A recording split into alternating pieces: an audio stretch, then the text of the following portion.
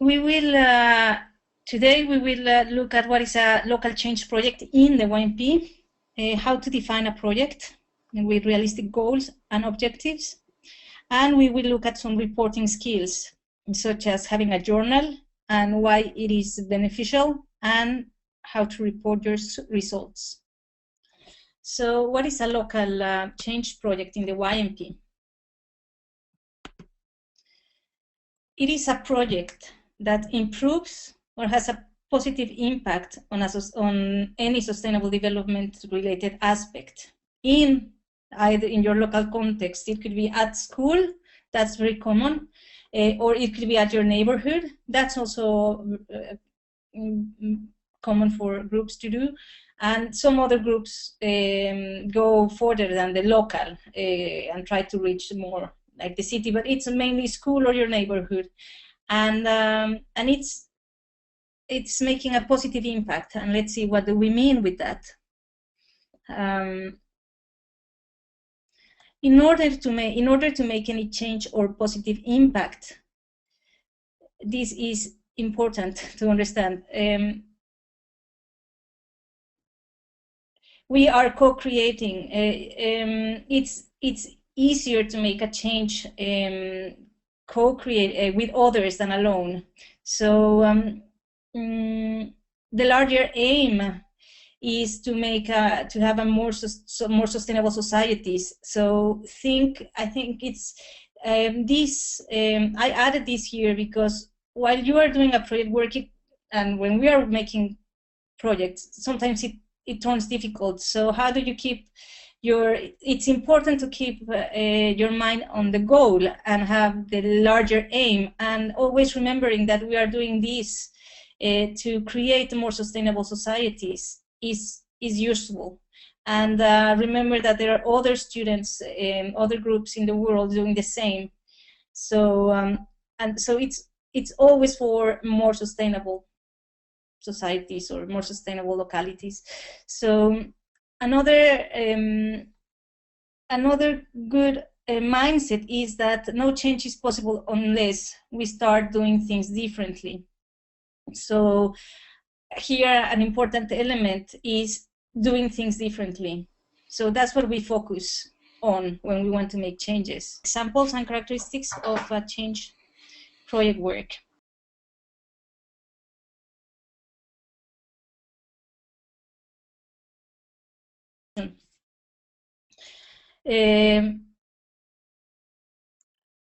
I told you the characteristics. Characteristics of change project works are these. They are hands-on. They show teamwork. They collaborate with stakeholders. They have an innovative thinking, as I mentioned earlier. It's about doing things different, and they manage to change perspectives and lives. It doesn't matter if it is 1 or 2 people or 100, but there is a change, and let's see how some groups have managed to do that. This group in Macedonia, the students raised awareness on air pollution in their city, Skopje. They contacted the mayor, and the stakeholder, and with their support they began carrying on a media campaign to have a mass spring, a bike ride. Here you see. So here are specific actions they did. They made advertisements. They placed them in newspapers and aired on television. This was possible because they happened to contact the mayor, and the mayor helped them to have these air television and newspapers contacts.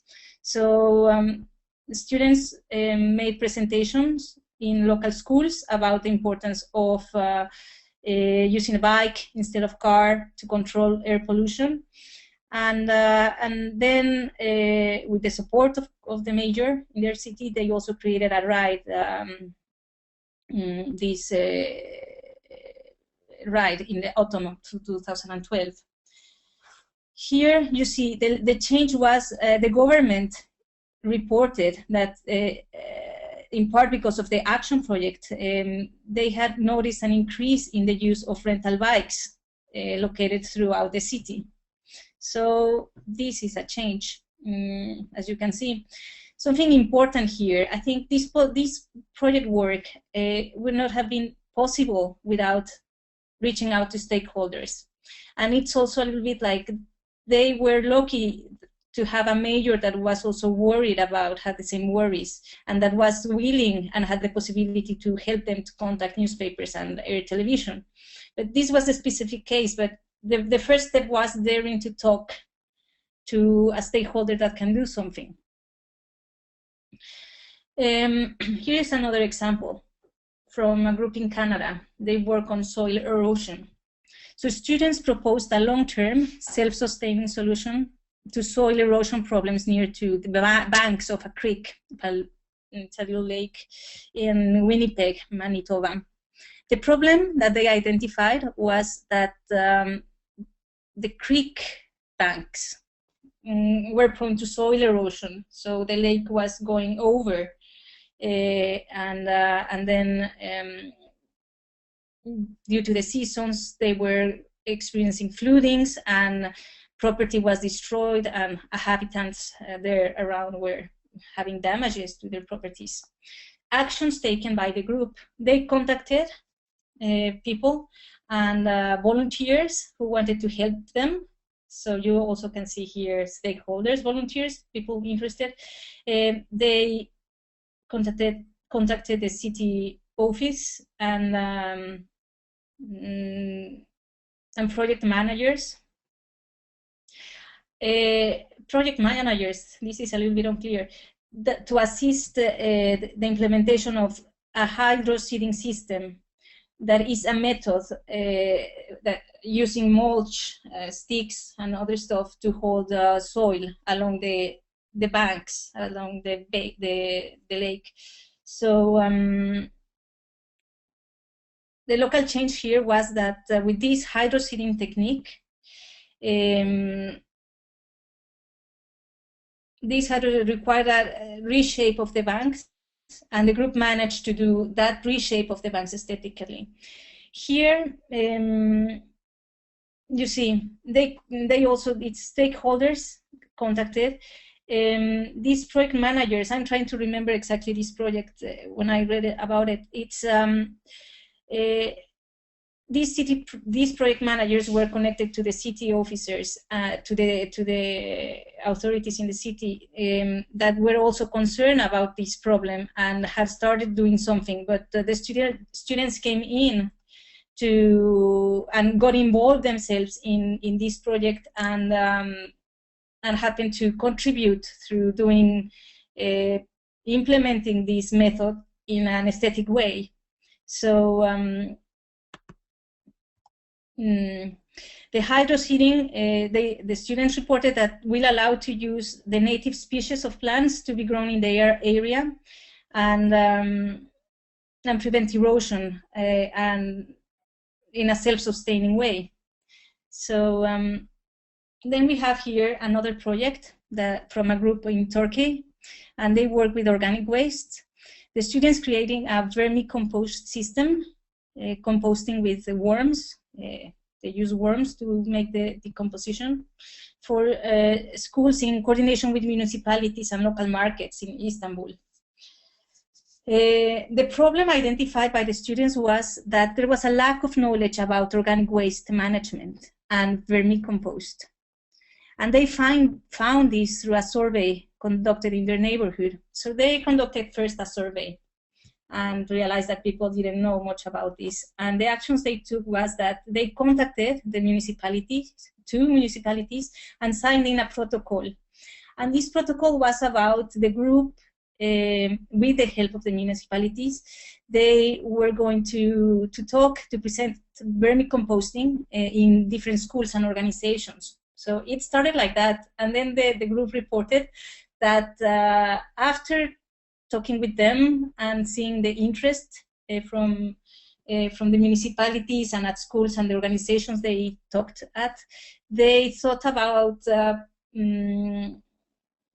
taking a little more action, like making this happen. So they, at their school first, so they contacted some factories to learn how to do the vermicompost and also to obtain plastic material.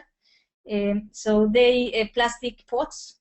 So they contacted the factory, a plastic factory, and they exchanged plastic material, like plastic waste, from their school. They collected that and then brought it to the factory, and the factory gave them, in exchange, the factory gave them plastic pots. And what the students did with the plastic pots was that they made holes on the plastic pots, and this was the basic the sustaining unit for the vermicompost. Because then they contacted also the factory that were the organization, I think is the ones working with worms, and there was a factory. I think it's not called a factory, but there was a company that makes something called, how they wrote it here, like organic fertilizer. So they contacted them, and this company gave them worms. So then they brought it to the school and started doing vermicomposting with the organic waste collected at school, and then they expanded this to other schools.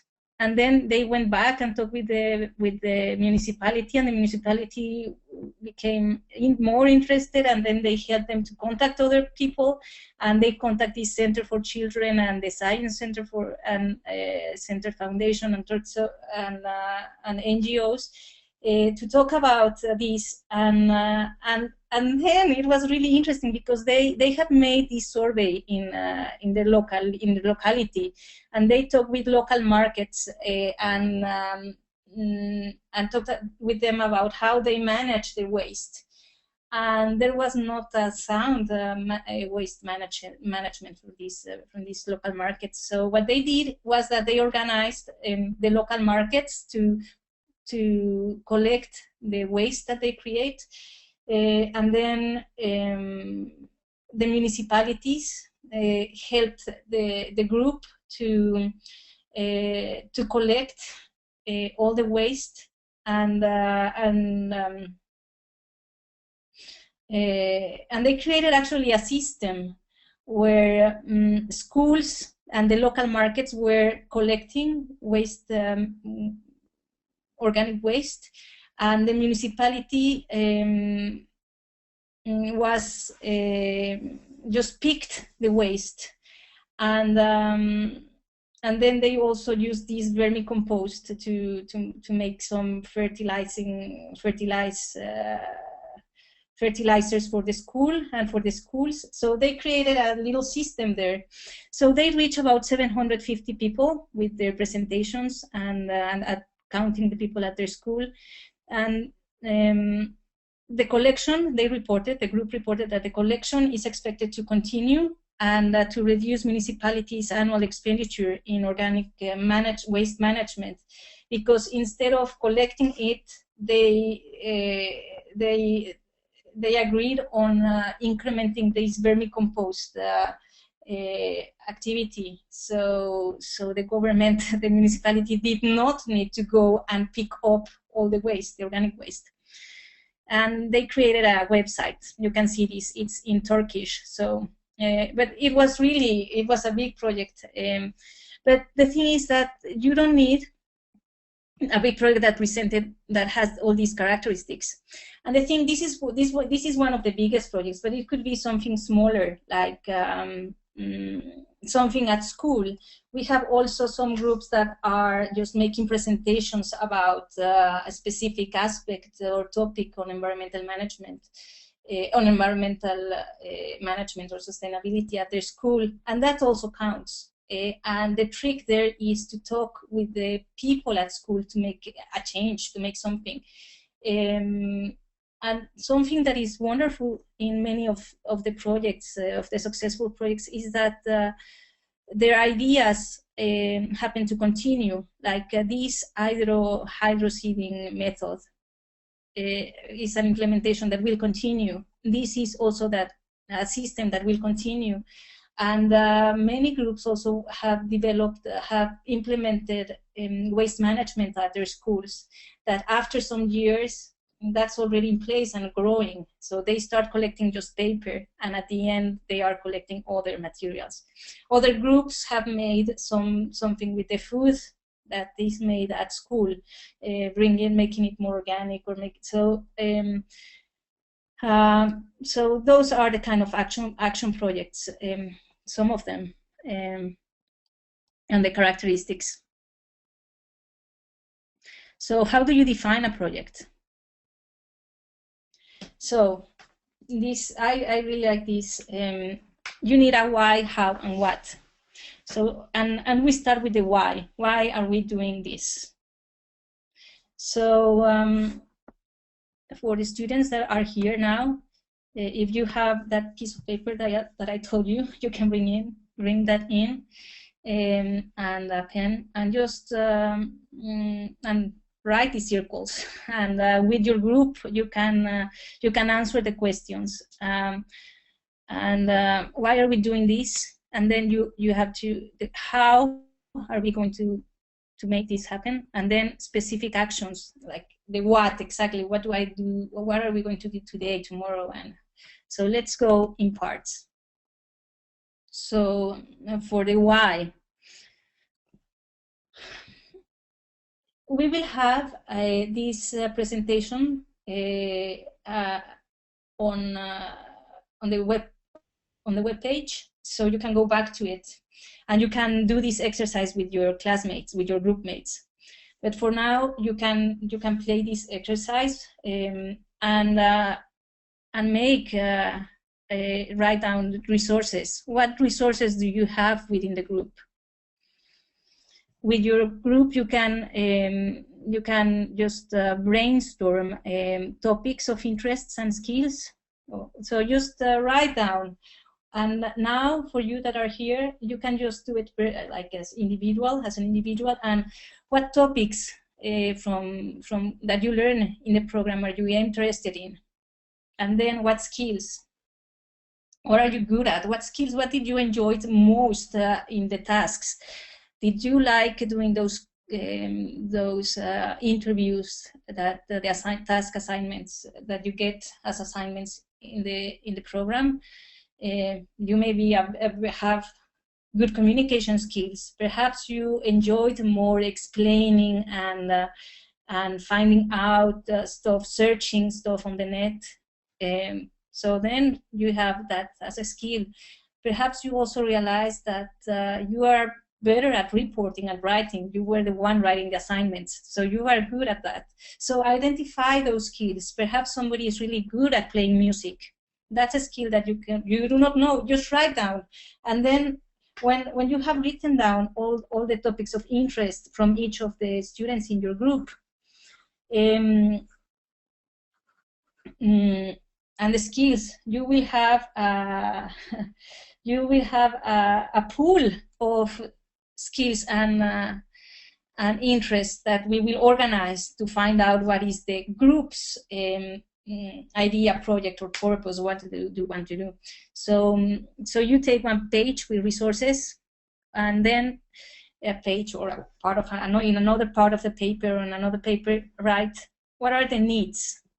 What needs from what you learn and searched and found in the YMP program, which needs did you identify? Also brainstorm. Remember missions about, mission I think 4 and 5, socio-economic problems, and there was mission 4 or 5 asked you, what are the 3 most important environmental challenges and social side challenges in your city, and you can bring this to your neighborhood or to your school.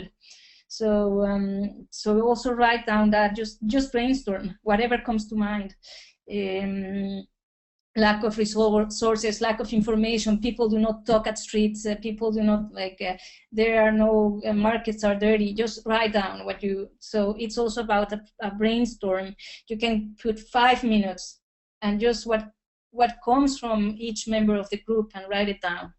So, and it could be not only problems but also opportunities. actually problems can be seen as opportunities. So bring it in. So this is an exercise. Then on another piece of paper or another part of your paper, just once you have seen that, once you have written those two resources and needs, make another brainstorm of possible solutions. And then you will take another paper and write. But okay, possible solutions. Yeah, well, like here, it all depends on what have you written as the needs that you find. But then write, and this list, the approach list, possible solutions, is at this stage, just write what comes to mind, but you don't really need to feel it now. The most important are the resources and needs to begin with. And then the same with change and action. What is missing or needs to be done to make your approach, your solutions happen? So also like a very quick brainstorm you can do at this stage. So now you have on paper all the resources from your group, the needs from your locality, your school or your neighborhood, a broad approach, and a change on actions that could be taken. So what do? You make 4 lists, you have your 4 lists, and then you match resources with needs. So you look at the needs, what needs to be done, and let's say that you wrote that there is a lack of information about the importance of forest, and you see that there is a lack of energy, safe energy culture, or there is a lack of water treatment at our city, but then it's too big, so then you can take it to your school. How is the water managed there or at your neighborhood? So you have those needs. And then you also, with your group, what you have to do is to look at the needs and see what are the needs that we understand better, what are the most important for us, and also you have to define, like from your list, what are problems from the school. You just mark them, and then put together what are problems of our neighborhood, and then what of these problems are like bigger problems from the city. So then you go categorizing. And then when you have that those categories in the needs, you can choose where you want to focus. So you can start focusing, perhaps you can choose your school or neighborhood. It's what you can start with. And then you look at your resources. What do we have? Our teacher is a biology teacher, and she knows about vermicomposting, or she talked about that. We can talk, that's also a resource that the group has. And we have a teacher that is really good at history, but he talks about communication. Perhaps he can give us some tips on something. So that's also resources that you have. And then you start seeing what you have and what is needed. So the need, your list with needs it's the most important now at the beginning, because then you can see what are we interested on, like, and then you match it with your topics of interests, and so then you find a match there, and the categorization with what is a school need and what is a neighborhood need. It's really important, because then you want to make this a realistic project. So the smaller, the closer to you, the easier for you to be able to do something. And you can do something at your school and your neighborhood. You cannot go and try to do something at the city. It may turn to that. We will see. Depends on what people you find, and so. But let's start first with school or neighborhood, and what are the sustainability needs there, and what are your topics of interest. And in topics of interest, you can also go back to what you found on your missions, like what are topics that you found, problems that you found. In mission 18, if you remember, you have already even talked about an idea of how to solve something. I think task number 1 asked you come up with a solution for a non-sustainable something that is made unsustainable practice, and to bring solutions to that. So perhaps you like that idea very much. So you can perhaps you have already started a little project from any mission, from any assignment. So you can go back to that. What else can we do? What are the problems here? How do we deepen this? And once you have that, you have already identified the need and the resources you have. And then how do we want to solve this? How do we want to solve the lack of, or the problem that, what could it be? Stacy Howe, she talked about water treatment. So I do not know about your project, but water treatment, perhaps there is a lack of water treatment at your city, I don't know. And that affects the houses and the school, but perhaps you have a school focus on the school. So then you start saying, how can we solve this? So can we have a water treatment system? Perhaps something small at school, I don't know, or so that could be a solution. And a solution would be like you realize that, okay, this water treatment, we cannot do it. It needs to be done by either the government, the authorities, or a company. So then an approach would be to involve them, to see what they are doing and how that could be brought to school. So then you start going to some solutions there, or some prospects of solutions, and you start identifying who you need to contact. Perhaps you will need to learn what is happening, who is doing something in the city. So you need to contact, again, authorities, to talk with somebody at school. I think it was mission, there is one mission that asks you to go and see what NGOs are around. So perhaps you already know who is doing something about the topic in your locality. So you identify and make a list of stakeholders that could help you, and then talk with your teacher and present this, and just also brainstorm with them. What other resources do we have? What are these needs really well defined? And who else can we talk with? So from that, you have already your approach. So you move to your change and action. So what is missing? What needs to be done? What needs to be happen? And sometimes these actions, change and action, is already answered when you look at the approach. Because what needs to be done is that the government starts doing something, and companies, or that students start learning about water, how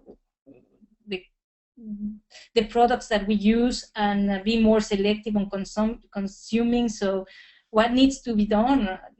It's an education on consumption. What are we putting in the water? And then this may lead you to see, okay, but it is consumption. The big problem is about consumption. So then perhaps even when you started with water treatment as a need or as a problem, you find out that your project will be about consumption, sustainable consumption. And then you look at labeling. How are products labeled? And perhaps you contact a company, a chemical company, I don't know, perhaps those who make paintings, and discuss with them the problem that you see and that you want to bring a solution, and perhaps there is somebody open to work with you or support you, and then many things that you do not know starts happening. The key is to talk, to have a clear, a very well-defined problem. What do we need? What is something that inspires you? That's why you, in your resources, you choose the topics of interests, and it is a group project. So it might not be your top one interest, but perhaps it's an interest in number 4 in your list. So, but it needs to feel yours. So. This chart is a teamwork, and this may take you one day, one sit, some hours, perhaps 1-2 hours that you sit brainstorming and categorizing with your group, and this will give you a stronger why. Why are we doing this, and what needs to happen? And then just think on what do you want to be seen. What is the final thing that you want to be to see?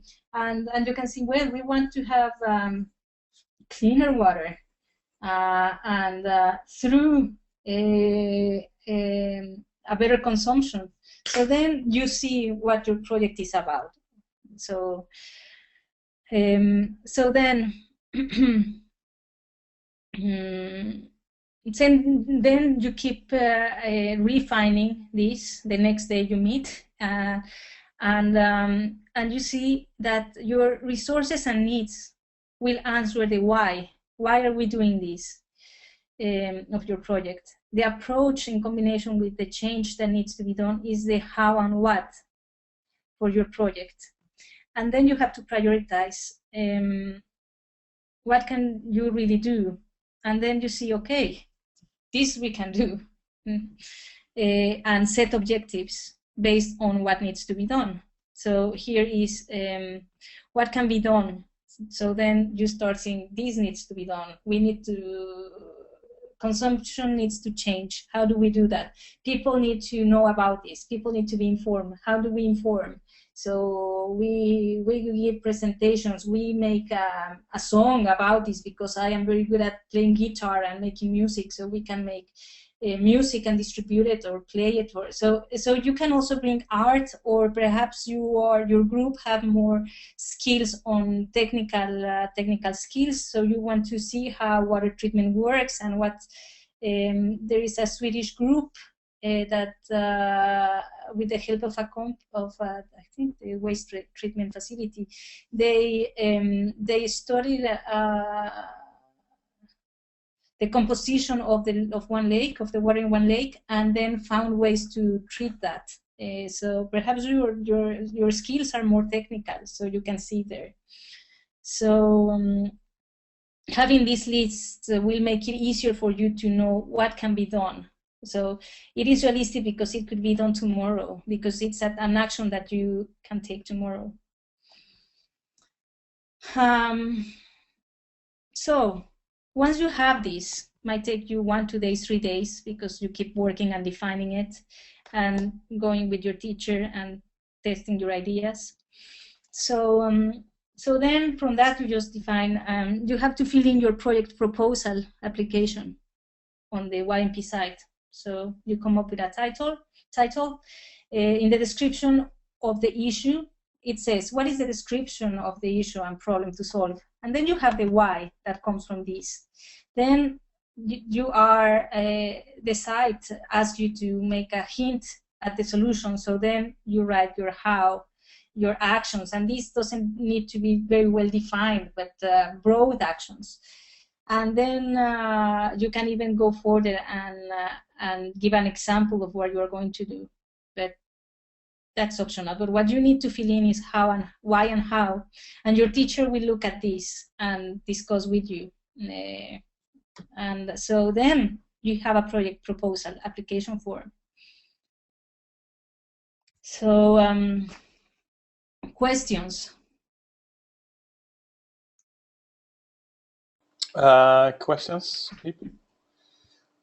No? Okay. Yeah, so please proceed. Yeah, if I am speaking too fast, or if just let me know, because I get really excited talking about this, because I think it's fascinating.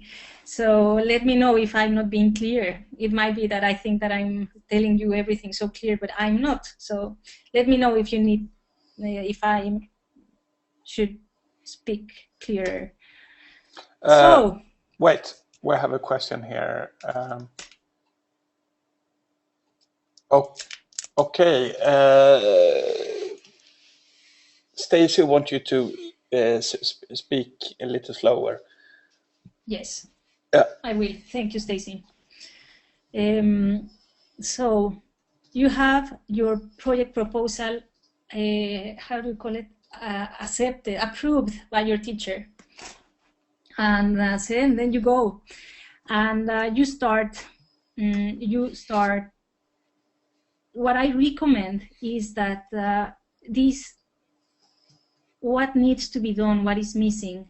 You will make a list of all that needs to be done, all the things that you can do, and you put that in a calendar. So we will do this by this. You can make small goals per week. You have 2 months, so for each week you can have goals. By this, by the end of this week, we will have this done.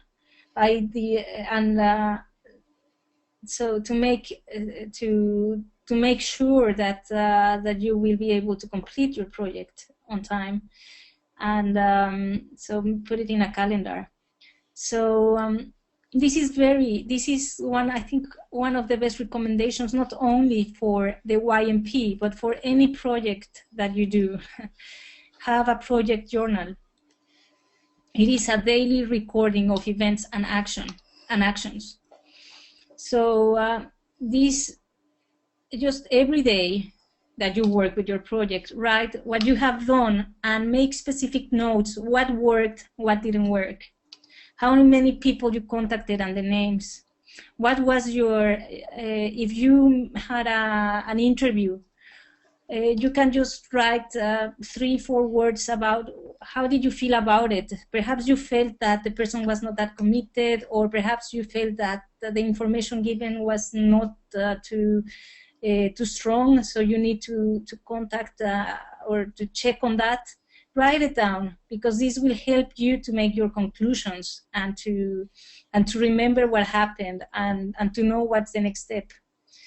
So you can do this recording of events on your YMP, on the YMP site, because you have, when you have a project, when you start the project work, it's like you have your own project work page, so you can write everything there. So you don't have the problem that by doing that, by writing everything on the website, there is no problem that you lose, you lost a note, and everything is when you have this on the site, and everybody in your group can look at the notes of everybody, so you also start thinking in the same terms and knowing the ideas of the others. That helps a lot. So then this helps you having the notes of all the group, of all the members in the group, on one side where everybody can read them. This also will make it easier for the teamwork decisions, because everybody will know and be connected. So it's really useful.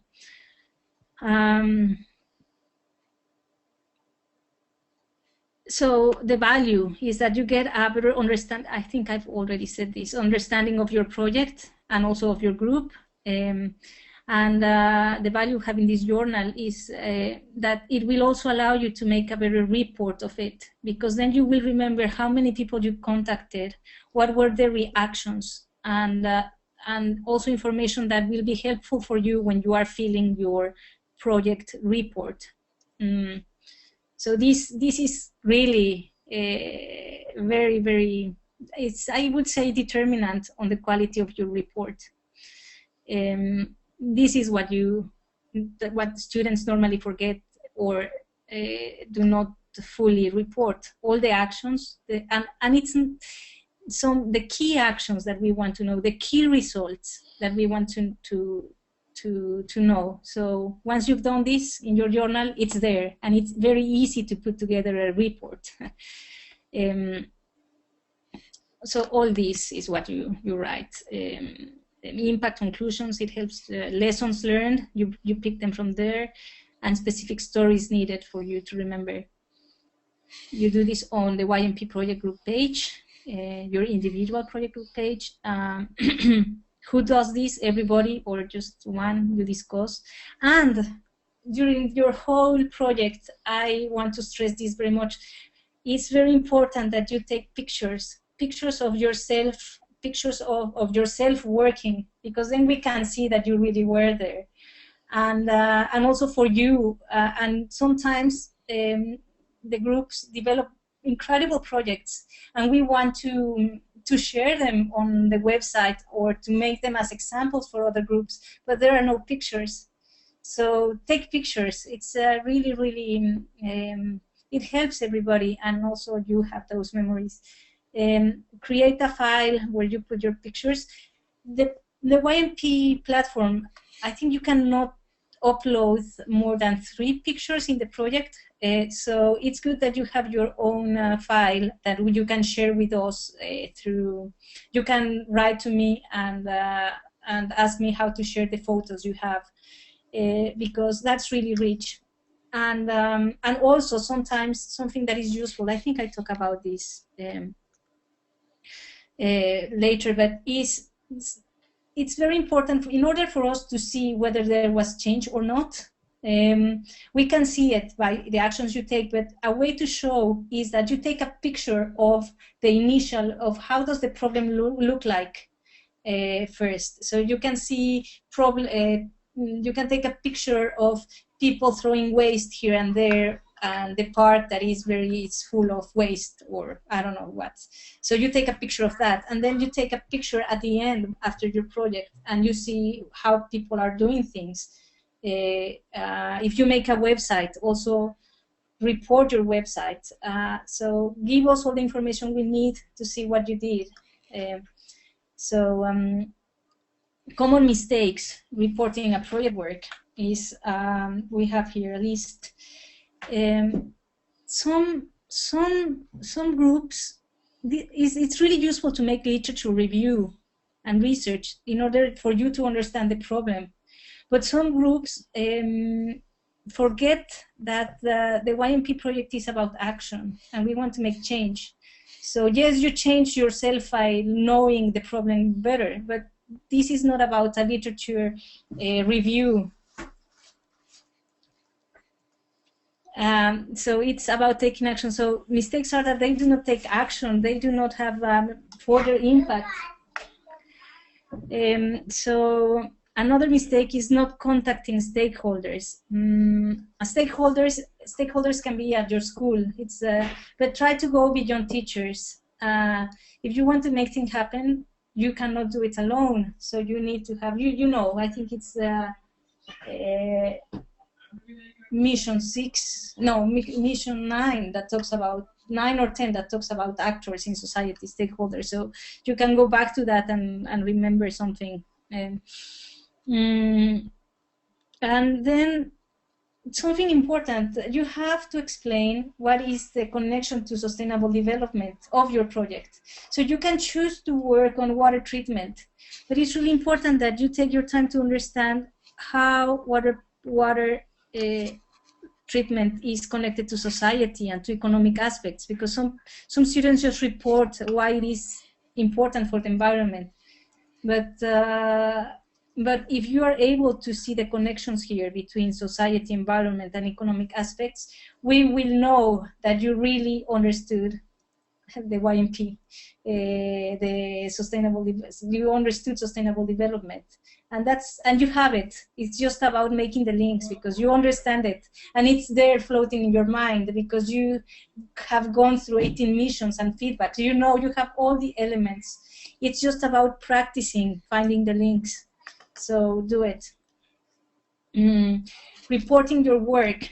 Remember, when you contact stakeholders, it's not only for help or how do we do, it's also to understand the problem. The stakeholders could be also the consumers, not only the ones that can make big changes, or consumers can also make changes, but it's sometimes if it's children that you want to impact, you talk with them and you know what you talk to them to understand what they know or do not know, what is their perception of things. I talked about this, explaining the links between the different aspects of sustainable development. Present your project. Is good that when you make the description of your project, you present the problem. This is the problem, and you saw this when I was presenting this problem. This is what the problem the students found. This is the problem. So it's good to have the problem, take a picture of it, and I come back here. So we want to see the before and after, with pictures if it is possible, with numbers if it is possible. You can see at the beginning there was no, perhaps just at school we just, the electricity bill was this, and after the project the electricity bill lowered. We could see an impact that with our education or project on energy saving, we could see that now students turn off the light every time, and the bill shows this. Or you can see, so just also give an idea of how it was before and how it was after. It could be a small change. It could be that three classrooms were collecting, and now it's 4 classrooms or 7 classrooms collecting organic waste. So that's a change. Or it could be 100 of people, or it could be 5 people. But we need to see before and after. So, and here I want to give, and I'm speaking in the word, using the words that I use. Yes, we want change, but do not. You should not feel, the group should not feel stressed on. We're not making a change. We just reached 10 people. It's the quality of the change also. So, and it's the nature of the project. Some projects do not have an impact for 700 people, but for perhaps it's just you are helping one organization working with children. That's okay. That's fine. So define measurable goals and objectives. It's really important. This will help you also to show the before and after, and also to those goals. Every your calendar goals is something, but also your goals that it's good. We want to reach 10 schools. We want our system to be implemented in 7 restaurants, in 2 restaurants. So having that, you know, you are your own evaluators of how you are doing by the middle of the project. Okay, we said that we will reach 7 or 5 restaurants, and we have just contacted 1, so you know that you have to speed up. Or perhaps, yeah, you see that there is no interest. You reach 5 restaurants, but they are not interested. So then you can decide whether you change, you modify your project or your goal, but make goals. This helps a lot, but measurable ones. 3 schools, and then at the end you can say we reach 2 schools. So it doesn't matter if you. It's great if you reach your goals, but sometimes we don't. So you can just report what you did in numbers, and that's good. Or in actions, if you. But having goals. And then also explain to us how much of the objectives were reached and why. So you have your objectives. Our objectives are to have people consuming, like at school, having students consuming more organic food.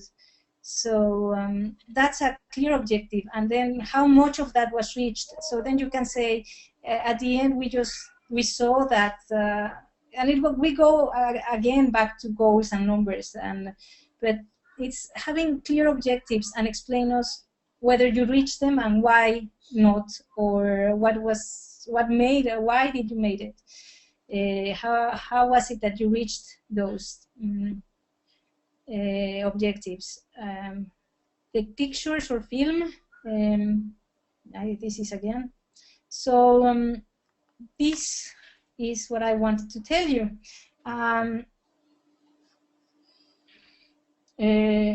Okay, questions?